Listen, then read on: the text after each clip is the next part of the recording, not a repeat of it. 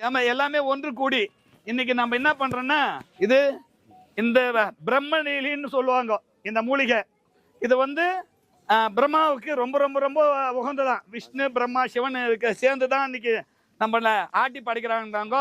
பிரம்ம மூலிகை அப்படின்னும் போது இதை வந்து அந்த யாகத்தில் போடும்போது வான் வழியாக இருக்கிற சித்தருங்கள்லாம் வந்து இந்த மூலிகை பூஜையில் வந்து கலந்துக்கிறதுக்காக வராங்க. அப்போ வந்து பிரம்மா வராரு, சிவன் வராரு, விஷ்ணு வரா. அவங்க 3 பேர் தான் வந்து படைத்தல், காத்தல், அழித்தல், அஷ்டமா சக்திகளையும் அஷ்டமா சித்திகளையும் நம்ம கையில் எடுத்துக்கொண்டு வரவங்க. அவங்க வந்து இந்த பூஜைக்கு வராங்க. இது வந்து யார் கையால் அவர் வாங்கிக்கணும்னு நினைக்கிறாரோ அவர் கையால் தான் வந்து இந்த மூலிகை வந்து வாங்கிக்க முடியும். நம்மளுக்கு சில வஸ்துகள் தெய்வ வசி வேணும், சில மந்திர தந்திரங்கள் வீட்டில் இருக்குது, பில்லி சோனி இருக்குது, பேய் பிசாசு இருக்குது அப்படின்னு சிலர் வேதனைப்படுறவங்க இந்த காத்து பட்டாலே இந்த மூலிகையினுடைய வாசம் எப்படிப்பட்ட ஒரு இதுவும் விலகுன்னு சொல்லுவாங்க. ஏற்கனவே நான் சொல்லியிருக்கேன் ஒரு பதிவில், கிளுகிழுப்பை மரம்னு சொல்லுவாங்க. கிளுகிழுப்பை மரம்ட்டு நம்ம கொஞ்சம் தொலைவில் போகும்போதே அந்த மரமும் ஆடாது. இதோ இந்த காய்ங்க மட்டும் சல குழந்தைங்களுக்கு இந்த கிளுகிழுப்பு கொடுத்து அழுவுற குழந்தைக்கு கொடுக்குறோமே, அதுபோல் நம்மளை தாளாட்டுமா. இது தாளாட்டு மரம்னு கூட சொல்லுவாங்க. இதை கிளுகிழுப்பு மரம்னு சொல்கிறாங்க, பல விதமாக சொல்கிறாங்க. இது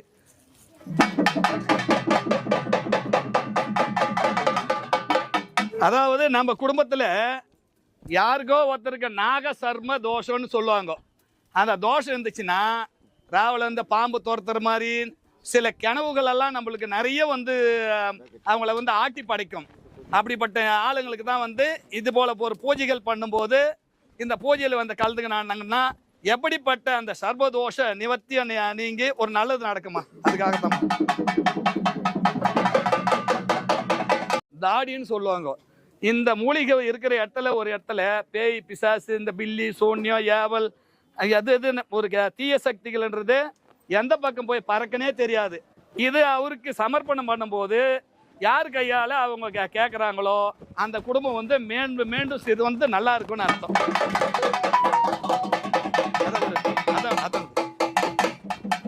மரத்தை சார்ந்து இன்னொரு உயிரினம் வாழுறது.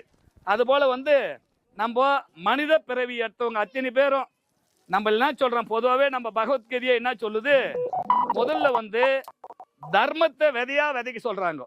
தர்மம் பண்ணுறா 10 பேருக்குன்றான். தர்மத்தை விதைக்கும் போது கர்மன்றது வந்து அறுவடை ஆயிடுது. நம்ம ஒரு சிலர் என்ன பண்ணோம், கர்மத்தையே பண்ணர்மா பிறந்ததுலேருந்து அந்த கர்மத்தை விதைக்கும் போது தர்மம் வந்து அறுவடை ஆயிடுது. அது போயிட்ட பிறகு என்ன ஆகும், குடும்பம் வந்து வாய் இல்லாத பிறக்கும், கண் இல்லாத பிறக்கும், மூக்கு இல்லாத பிறக்கும், காது கேட்காத பிறக்கும், கை இருக்காது, கால் இருக்காது, வாய் பேச முடியாது. இது காரணம் என்னன்னா, வளர்த்த கடா முட்டை வந்தா வச்ச செடி முள்ளானா போன ஜென்ம பாவமடி அம்மாளுன்னா. போன ஜென்மத்தில் யாரோ நம்ம தாத்தா முப்பாட்டன் யாரோ ஒருத்தர் ஏதோ ஒரு பாவம் பண்ணிட்டு போடுறாங்க. அது வந்து இந்த ஜென்மத்தில் வந்து நம்ம குழந்தைங்களை பாதிக்க ஆரம்பிக்குது, நம்மளை பாதிக்க ஆரம்பிக்குது.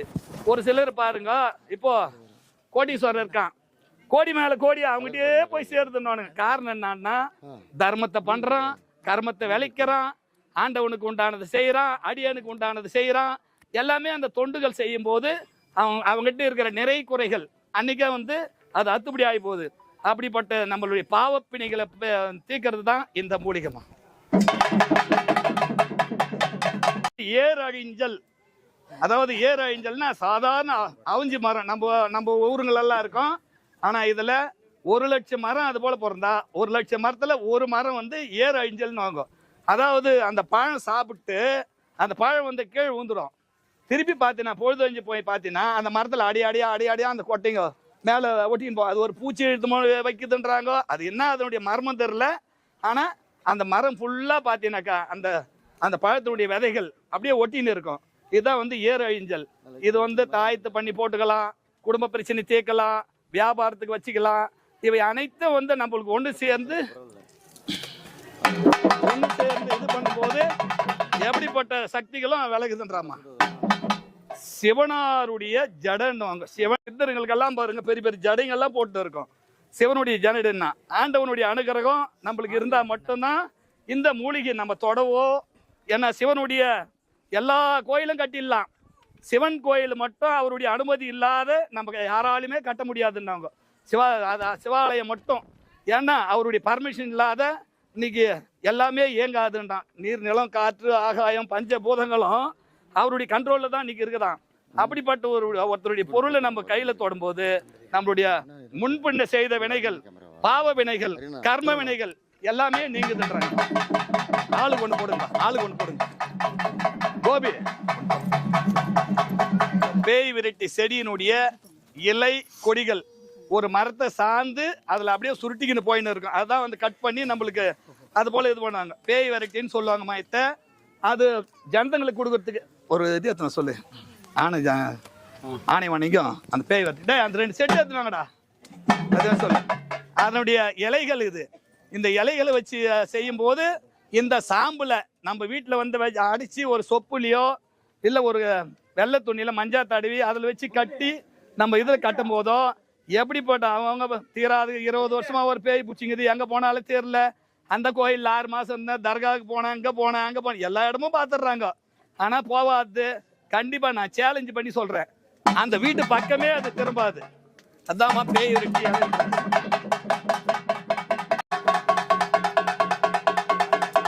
பச்சின்னு இருக்கும்.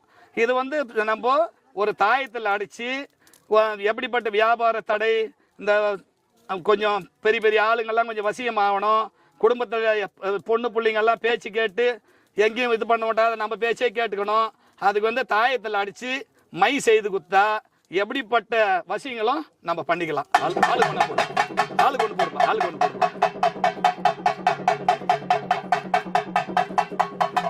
நிவர்த்தின்னு சொல்லுவாங்க. கொல்லிமலையிலே வந்து மிக மிக அதாவது 64வது பெண்டுலயோ அந்த வளைவுலையோ என்னவோ இந்த மூலிகை போய் எடுக்கிறாங்க. அதுக்கு ஒரு கணக்கு சொல்றானுங்க. அந்த கணக்கு சொல்லி எடுக்கிறாங்கம்மா. எப்படிப்பட்ட ஒரு சர்ம வியாதிகள்லேருந்து நம்ம உடம்புல குடும்ப பிரச்சனை, மாங்கல்ய தடை, வேலை வாய்ப்பு கிடைக்கல, பில்லி சூன்யம் செஞ்சுனே இருக்கிறாங்க, நாங்கள் எதுனா போய் பண்ணினே இருக்கிறோம், அதுக்கு மறுப்பே இல்லையா அப்படின்றதுக்கு இந்த ஒரு குச்சி வந்து இது போல சாம்பல் ஆக்கி நம்ம ஒரு சொப்புல அடிச்சு வீட்டில் பூஜை ரூமில் வச்சுக்கலாம், இல்லை வீட்டு வாசலில் கட்டலாம். எப்படிப்பட்ட தீய சக்திகள் எது எது எங்க போச்சுன்னே தெரியாது, பறக்கமா இருக்குவாங்க. ஒரு ஒரு முள்ளு வந்து இப்படி மேலே இருக்கும். அது வந்து ஏறு சிங்கி, இது வந்து ஏறு சிங்கி, இது வந்து இறங்கு சிங்கி. ஒரு தொழிலை கூட்டியும் கொடுக்கும், குறைச்சியும் கொடுக்கும். அதுக்கு வந்து பயன்படுத்துறது தான் வந்து இந்த மூலிகை. இதை வந்து வீட்டில் வச்சு பூஜை பண்ணலாம், தாயத்தில் வச்சுக்கலாம், வியாபாரம் நடக்கிற இடத்துல இதெல்லாம் தான் வந்து இந்த பஞ்ச பூதங்கள் தான் நான் வந்து ஒரு பெண்டெல்லாம் கட்டி கொடுத்துருக்கேன். அதை இது பண்ணுறதுக்குமா இந்த கொடுங்க. ஆம்டியாம் பொண்டாட்டி மேலே சந்தேகப்படுறது, பொண்டாட்டி ஆம்டியா மேலே சந்தேகப்படுறது, குடும்பத்தில் ரொம்ப வில்லங்க வந்து நிற்கிறது, செய்யாத குற்றத்துக்கெல்லாம் தண்டனை அனுபவிக்கிறது. இப்படிப்பட்ட ஒரு வில்லங்க வரும்போது இதை வந்து பூஜை அறையில் வச்சாலோ இல்லை இது போல் மொத்தம் சேர்த்தாப்புல பவுடர் பண்ணி வீட்டு வாசல்லையோ பூஜை அறையிலையோ வச்சாலோ எப்படிப்பட்டு அது இதுலேருந்து வேற மாதிரி கூட அவங்க செய்து கொடுக்கலாம். சொல்ல விரும்பல நம்ம. இது வந்து ஒரு இருக்கிற இடத்துல கஷ்டம் வராது, அவங்களுக்குள்ள அந்த பிரிவினைன்றது என்னைக்குமே வராது. அதுக்காக பண்றது மாதிரி. அதாவது சிவன் ஜட கொடின்னு வாங்கத்த. இந்த கொடி தொங்கி வரும்போதே வந்து அந்த ஜடை மாதிரி பின்னிக்கின்னு குண்டு குண்டா எங்கேயோ சில அதிகமாக கொல்லிமலை போகிறவங்க நல்லா பார்க்கலாம். அத்தை ஆலமரம் மாரி ஒரு விழுது போல இறங்க வந்து அது அப்படியே ஒரு குறிப்பிட்ட இடம் வந்தபோது அப்படியே குண்டு குண்டா சுற்றிக்காது. சிவன் ஜடை கொடின்னு வாங்க.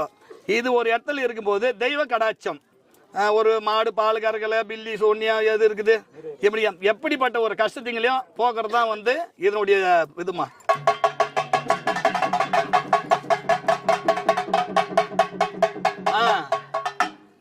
அதுவோ இல்லையே ஒரு சிலர் என்ன பண்றாங்க, எனக்கு போன் பண்றாங்க, சாமி இது போல ஒரு இந்த நோய் இருக்குது, அந்த நோய் இருக்குது, மருந்து அனுப்புங்க.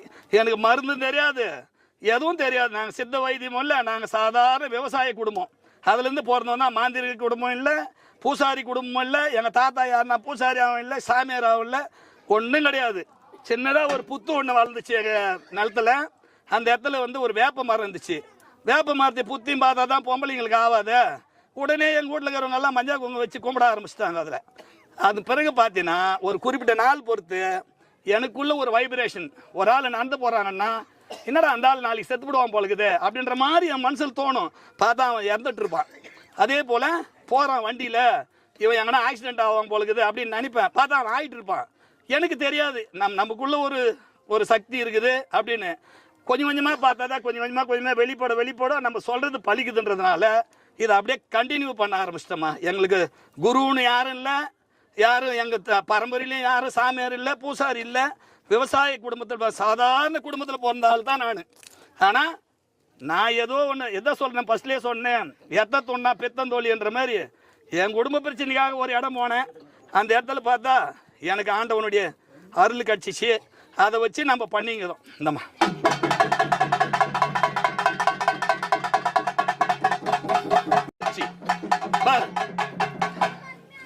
ஏமா இந்த கருணு வச்சு கிடைக்காத முன்ன ரொம்ப பேர் புதையல் வருது, அது வருது, இது பொண்ணு வருது, கிண்டு வருதுன்னு இது பண்ணி வந்தாங்க.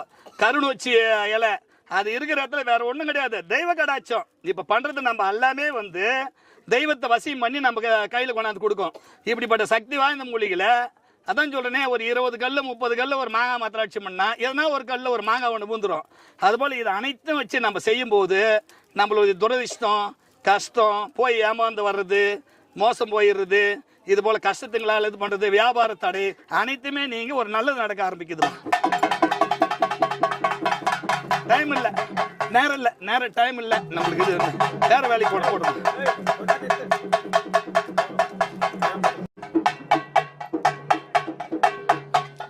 கொம்பன் ஆனை கொம்பன் சொல்லுவாங்க. இது அந்த மூலிகை. இது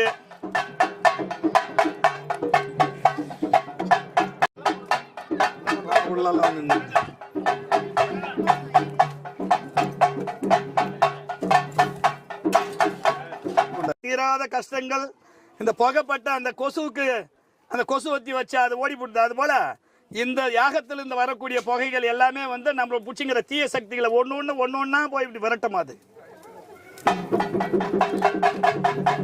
யாருன்னா ஒரு நிமிஷம், யாருன்னா கொல்லிமலை போனீங்கன்னா அரப்பளீஸ்வரர் கோயில் எதற்கு இருக்குது இந்த மூலிகை. 8 கை அம்மனாண்ட போகும்போது அந்த சைடில் வச்சுன்னு இருக்காங்க. அதே போல மாசி பெரியண்ண சாமி அந்த கோயிலாண்ட இருக்குது. என்ன ஒன்று, அதுங்க வெட்டின்னு உங்ககிட்ட குத்துருவான். அதுக்கு பவர் கிடையாது. இது அந்த சித்தருங்களுடைய என்னைக்கு அதை எடுக்குன்னு சொல்றாங்களோ அதனுடைய ஒப்பீனியன் கேட்டு தான் இதை எடுப்பாங்க. அதனால இது கொஞ்சம் காஸ்ட்லியான பொருள். அந்த பொருள்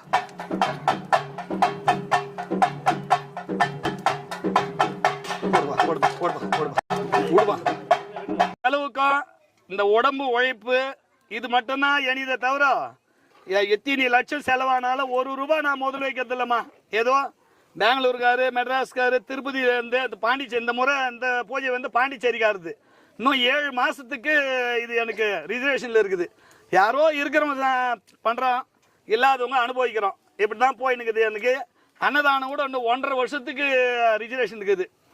யாருன்னா ஒருத்தர் பண்ணலாம்னு நினைச்சா கூட இன்னும் 1.5 வருஷம் தான் பொறுத்து தான் அதை பண்ண முடியும். இன்னைக்கு பண்றவங்க காட்பாடி பள்ளிக்குப்பம் இடத்துல இருந்து அவங்களுக்கு தான் இன்னைக்கு அன்னதானம். அது விடுமா, அப்படியே விடு, அப்படியே விடு, அப்படியே விடு, அப்படியே விடு, அப்படியே விடு.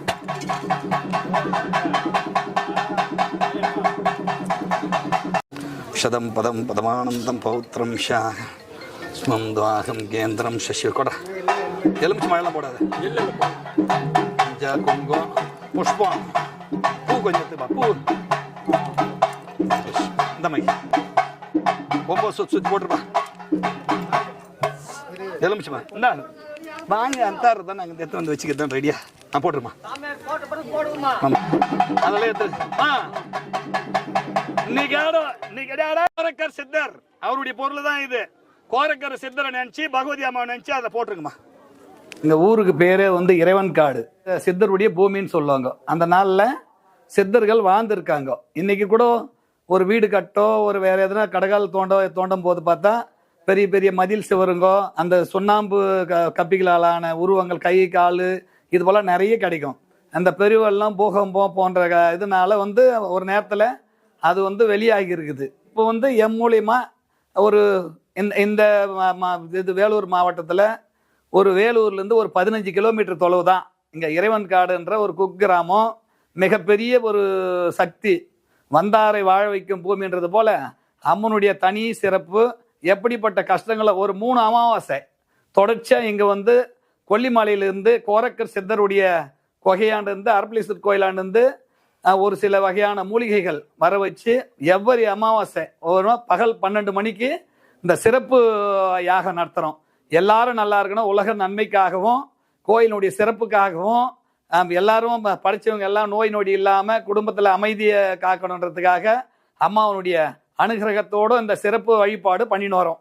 ஒவ்வொரு ஆளும் ஒரு 3 அமாவாசை தொடர்ச்சியாக வந்து இந்த பூஜையில் கலந்துக்கினா எப்படிப்பட்ட தீராத வியாதிகள், தீராத பிணிகள், குடும்ப கஷ்டங்கள், செய்வன, சூன்யம், பேய், பிசாசு போன்ற திஷ்டிகள் எல்லாமே, காரிய தடைகள், குழந்தை இல்லை, படிப்பு இல்லை, வேலை இல்லை, அனைவருக்குமே வந்து இது வந்து இந்த மூலிகைன்றது வந்து நாங்கள் மருந்தாகவோ அதுக்கு ஒரு சிலர் வந்து ஃபோன் பண்ணுறாங்க எங்களுக்கு, அதில் மருந்து கொடுக்குறீங்களா, எங்களுக்கு எந்த டிசீஸ்க்கு இது அந்த டிசீஸ்க்கு இதுன்னு. அப்படியெல்லாம் எதுவும் கிடையாது.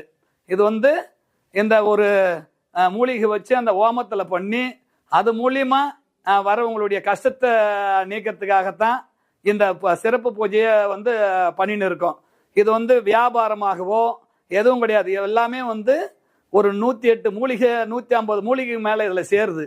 அனைத்தும் வச்சு ஒரு யாகம் வளர்த்து நம்ம அந்த அந்த ஒரு சாதாரண சொப்புல அந்த சாம்பல் அடைச்சி அது கூட ஒரு சில வஸ்துகள் நல்ல இருக்கிற அந்த மூலிகைங்களை போட்டு வீட்டுக்கு அஷ்டபந்தனம் பண்ணி கொடுக்கறதுனால வீட்டுக்கு 4 மூலிகை கட்டுறதுக்கு, வாசல்ல கட்டுறதுக்கு, திஷ்டி, ஓம்பல், செய்வன எல்லாம் நீங்கிறதுக்கு அந்த பண்ணி கொடுப்போம். அதுவும் கூட வந்து இந்த தாயத்தில் அடிச்சு கொடுப்போம். தொழில் வசியம், ஆண் பெண் வசியம், அதிகாரி வசியம், மக்கள் வசியம், ஜன வசியம் அப்படின்ற மாதிரி இதில் வந்து அதுவும் கூட வந்து தொழிலுக்காக மை தரோம்.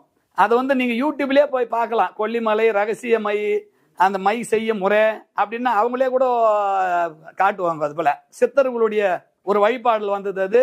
இது மாயம் இல்லை, மந்திரம் இல்லை, வேற ஒன்றும் இல்லை, வியாபார ஸ்தலம் இல்லை. இதுக்காக இந்த யூடியூப்ல வர ஆரம்பிச்சிருச்சு. ஒரு நாளைக்கு 200 கால், 300 கால், 500 கால் வரைக்கும் பேசுறாங்க. ஒரு கால் அட்டன் பண்ற வாழ்க்கெல்லாம் 20-30 கால் மிஸ் கால் வருது. நான் கோயிலில் பூஜை பண்றவன், வாக்கு சொல்லணும், வரவங்களுடைய குறையை போக்கணும், மக்களுடைய குறையை தீர்க்கணும், பேய் பிசாசு வந்துடுறாங்க திடீர்னு அதை ஓட்டணும், எவ்வளோ வேலைங்க இருக்குது. தயவு செஞ்சு என்னை டிஸ்டர்ப் பண்ணாதீங்க. இது வந்து எவ்வரி அமாவாசை ஒரு 3 அமாவாசை நீங்க எவ்வளோ மைல் தொலைலாம் இருங்க, இங்க வந்து அந்த பூஜையில் பகல் 12 மணிக்கு கரெக்டா உச்சிகால பூஜை, அந்த பூஜையில் வந்து கலந்து போனீங்கன்னா எப்படிப்பட்ட தீராத பிரச்சனைகளும் அந்த 3 அமாவாசைக்கு ஒரு அமாவாசை விஷ்ணுக்கு, ஒரு பிரம்மாவுக்கு, சிவனுக்கு அப்படின்ற மாதிரி விஷ்ணு, பிரம்மா, சிவன் இந்த சக்திகள் தான். இது கூட வந்து பஞ்சபூதங்கள் நீர், நிலம், காற்று, ஆகாய, நெருப்புன்றத இவங்க தான் உருவாக்கி விட்டு நம்மளை வாழ்த்தி வழி நடத்தினுக்கிறாங்க. அந்த பொருளுங்களை வச்சு நம்ம பண்ணும்போது அந்த புகை பட்டாலோ அந்த அனல் நம்ம மேலே பட்டாலோ நம்ம ஒரு 5 எலுமிச்சை மழம் 3 எலுமிச்சை மழம் வாங்கி தலையை வந்து ஒரு 9 சுற்றி இன்னைக்காடு எங்களுடைய தீராத பிரச்சனைகள் தீர்ந்துட்டு அந்த யாகத்தில் போடும்போது அது சூடு ஏறி வெடிக்கும். அது வெடிக்கும் போது நம்மளுடைய கஷ்டங்கள் எல்லாமே தூள் தூளா போயிடுச்சு அப்படின்றதா வந்து ஒரு ஐதீகம்.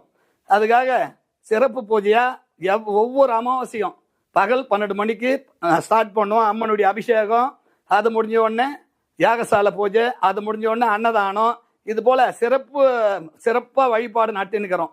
இதை பூஜையில் கலந்துக்கின்னு எவ்வளோ தொழில் தந்தாலும் வேலூர் வந்துருங்க. ராயவேலூர் தொழில் வரவங்களுக்கு எந்த வேலூர்னு தெரியல, ராயவேலூர் அங்கே இறங்கிட்டு ஒரு 15 கிலோமீட்டர் பெங்களூர் NHல அதில் வந்தாக்கா இறைவன் காடுன்ற சிறப்பான ஊர் இருக்கும். அந்த ஊர் கேட்டாலே வந்து சித்தர்கள் பூமின்னு எல்லாமே சொல்லுவாங்க. பக்கத்தில் இங்கேருந்து ஒரு 3 கிலோமீட்டர் தொலைவில் மகாதேவ மலைனுக்கு இது மகானந்த சித்தர் இருக்காரு. ஆண்டவனுடைய அருளால சித்தரெல்லாம் வந்து எங்கள் மண்ணுக்கு ஒரு 3 கிலோமீட்டர் தொலைவில் தாங்கிறாரு.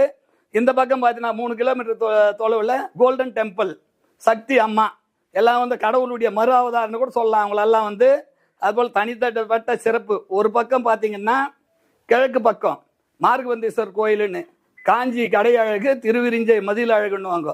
அந்த மதிலே வந்து அவ்வளோ பிரமாதமாக இருக்கும். அங்கேயும் சிவனுடைய 1 கிலோமீட்டர் தான், நம்ம கோயிலிருந்து 1 கிலோமீட்டர் தொலைவு தான் வந்து அந்த சிவனுடைய கோயில் ஆலயம் இருக்குது. அதே போல் மேற்கு பார்த்தீங்கன்னா ஒரு 3 கிலோமீட்டர் தொலைவில் பள்ளிகொண்டா ரங்கநாதர் கோயிலுன்னு இருக்கு. ரொம்ப ரொம்ப சிறப்பு வாய்ந்த ஸ்தலங்கள் இது 4மே. இதுக்கு நடுப்புறம் வந்து பகவதி அம்மன் டெம்பிள்ன்ட்டு நம்ம இது வந்து அந்த இடம் இந்த இடம் இல்லை, எங்கள் சொந்த இடத்துல மாந்தோப்பில் அவங்களுக்கு இயற்கை கோயில் கட்டிட்டு இயற்கை அமைப்பாங்க. நம்ம அம்மா வந்து இயற்கை அமைச்சிக்கின்னு அது சென்டரில் கோயிலாக அமைஞ்சிருக்கா. தனிப்பட்ட ஒரு சிறப்பு. வந்தவங்க நான் சொல்லுவாங்க. அதனுடைய இதுகளெல்லாம் கேட்டிங்கன்னா கூட ஒவ்வொருத்தருக்கும் இன்னைக்கு கூட கள்ளக்குறிச்சியிலேருந்து 4 பேர் வந்திருந்தாங்க, கோயம்புத்தூர்லேருந்து வந்திருந்தாங்க, திருச்சியிலேருந்து 3 பேர் வந்திருந்தாங்க, மதுரையிலேருந்து 4 பேர் அந்த இதில் பார்த்துட்டு பயனடைஞ்சிருக்காங்க ஜனங்க. அதனால் வர விருப்பம் இருக்கிறவங்க பகல் 12 மணிக்கு அந்த பூஜையில் கட்டுக்குன்னு அம்மனுடைய அருளை பெறுமாறு கேட்டுக்கிறோம். அதாவது குடும்பத்தில் பிரச்சனை, நம்மளுக்கு கஷ்டங்குது, ஏதோ ஒன்று பார்க்கணும் அப்படின்னு சொல்கிறவங்க செவ்வாய்க்கிழமை, வெள்ளிக்கிழமை, ஞாயிற்றுக்கிழமை காலையில் ஒரு 7 மணி 8 மணிக்குள்ளே இங்கே வந்துடணும். வந்தால் தான் வந்து டோக்கன் போட்டு அம்மனுடைய வாக்கு சொல்லுவோம். அந்த 3 நாள் அதை கேட்டு என்ன பிரச்சனை, எதுக்காக தான் நம்மளுக்கு இப்படிப்பட்ட கஷ்டம், எதுக்கு தான் தொழில் நடக்கலை, எதுதான் குடும்பத்தில் இப்படிப்பட்ட சிக்கல் சண்டை வருது அப்படின்றது வந்து வாக்கில் சொல்லும் போது தான், அதாவது பிளட் டெஸ்ட் எடுத்தா தான் என்ன நோயின்னு சொல்ல முடியுன்ற மாதிரி அது கேட்டிங்கன்னா அதுக்கு என்ன ட்ரீட்மெண்ட்டு, அதுக்கு என்ன சொல்யூஷனு, எந்த மூலிகை கொடுக்கலாம், எந்த மை கொடுக்கலாம், எதில் அரைச்சிது கொடுக்கலாம் அப்படின்னு அதை கொடுக்கும்போது அதுக்கு தீர்வு காணலாம். இந்த 3 நாள் செவ்வாய், வெள்ளி, ஞாயிறு இந்த 3 நாளில் காலையில் வந்தோம்னா ஃபர்ஸ்ட்லேயே சொல்லிட்டேன் நான், என்னை வந்து தொல்லை பண்ணாதீங்க, எனக்கு நிறைய வேலைங்க இருக்குது. ஒரு நாளைக்கு 500 கால் வந்தா அதை அட்டன் பண்ணுறதா, நான் மக்கள் குறைய தேக்கிறதா, எது பார்க்கறதா, என்ன சொந்தமாக என் பிரச்சனைங்க இது. நேற்று நைட்டு கூட பார்த்தா 12:45 ஒரு கால் வருது, 1:15 ஒரு கால் வருது. நான் அப்போ தான் தூங்கின்னு இருந்தேன். அதனால் தயவு செஞ்சு என்னை டிஸ்டர்ப் பண்ணாதீங்க, அம்மனுடைய அருள் பெறுங்க. என் அருள் ஒன்றும் கிடையாது, இங்கே நடக்கிற பூஜையில் கலந்தோன்னா அம்மனுடைய அருள் உங்களுக்கு கிடைக்க போகுது. வந்து எவ்வரி அமாவாசை ஒரு 3 அமாவாசை வந்து கலந்தீங்கன்னா உங்களுக்கு பிரச்சனைகள் அனைத்து தீரும். தயவு செஞ்சு என்னை ஃபோன் பண்ணி டிஸ்டர்ப் பண்ணாதீங்க, மீண்டும் மீண்டும் சொல்கிறேன். வந்து அந்த பூஜையில் கலந்துங்க. பிரச்சனை அதிகமாக இருக்கிறவங்க செவ்வாய்க்கிழமை, வெள்ளிக்கிழமை, ஞாயிற்றுக்கிழமை வந்து என்னன்றது வாக்கு கேட்டு அதுக்கு தான் அந்த சொல்யூஷன் தேடிங்கம்மா.